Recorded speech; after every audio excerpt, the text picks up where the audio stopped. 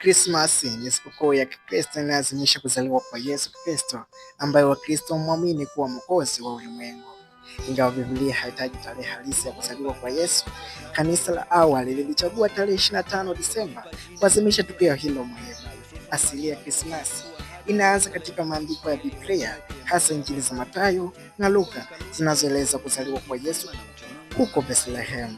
Baadaye, katika karne ya 4, Krismasi ilianza kusherehekewa rasmi na kanisa na ikaenea sehemu mbalimbali za dunia. Kadri miaka iliyopita, Krismasi ilipata mila na desturi tofauti kulingana na tamaduni za jamii mbalimbali, ikiwemo mapambo, utoaji wa zawadi, nyimbo za Krismasi na mikusanyiko ya kifamilia. Leo hii, Krismasi huadhimishwa duniani kote kama sikukuu ya upendo, amani na mshikamano, si kwa Wakristo pekee, bali pia kama tukio la kijamii linalounganisha watu. Katika kipindi hiki cha sikukuu, familia na jamii hujiandaa kwa njia mbalimbali ili kuipokea siku hii muhimu. Na leo tupo mtaani kuzungumza na wananchi. Je, wamejiandaa vipi kwa Krismasi ya mwaka huu, na maandalizi gani ambao washafanya au wanafanya kuhakikisha sikukuu hii inakuwa ya furaha na amani? Tuungane kusikiliza maoni yao. Kuhusu maandalizi ya Krismasi sijajiandaa kiufupi, kwa sababu changamoto ya hela. Kuhusu biashara yangu iko poa.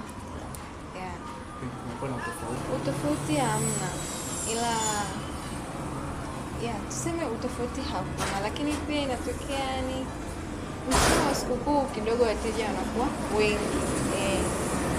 So nishote niseme tu hamna mabadiliko yoyote, ila wateja wapo.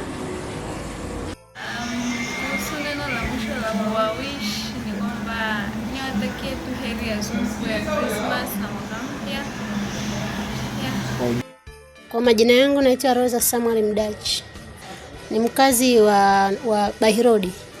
Mimi kama mimi kwanza hiyo siku yenyewe asubuhi huwa tuna kawaida ya kwenda ibadani. Tukitoka ibadani tunatoka kama saa 4 hivi. Tukishatoka pale hiyo siku ndo tunarudi sasa, tunaanza maandalizi ya chakula vizuri. Tena na hiyo siku kutakuwa na ndugu zangu wageni ambao tutatembelea, kwa hiyo nitakisha naweka maswara ya chakula vizuri. Baada ya hapo tukishamaliza maswara ya chakula, tukishamaliza kila kitu, ndo ule muda unaobaki sasa ndo tunafanya matembezi ambayo sisi wenyewe tunayajua. Kwa Christmas hii labda kwa maswara hayo labda ya nini huo muda wa matembezi, na kitu ambacho nimejipanga sana kwa Christmas hii, natamani sana kutembelea mbuga yoyote. Sina la kuambia, ila napenda tu kuwatakia Christmas njema.